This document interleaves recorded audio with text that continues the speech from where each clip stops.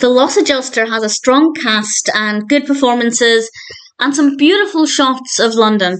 But aside from that, it's not a very good film. This was released in 2020. It's directed by Vincent Woods. It's written by Janie Mackey. And we have a cast including Luke Goss, Martin Kemp, Kym Marsh, Lorna Fitzgerald, Joan Collins.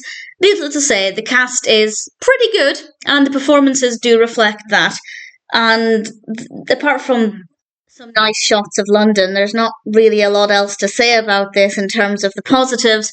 It's about a character called Martin, played by Luke Goss, who is not having a great time. Things just seem to go from one bad thing to the next, and it never really got the tone right. There were times when it seemed like it could have been really heavy and emotional and meaningful, but it wasn't.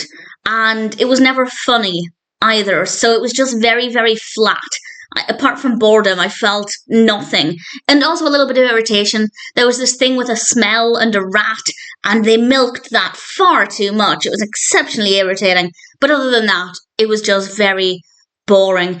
And there are in theory, some good messages thrown in there about how things might turn around and to look at things from a different perspective and to find the positives and to have new beginnings. And they're obviously all very good messages, but they're delivered in a way that's so tedious.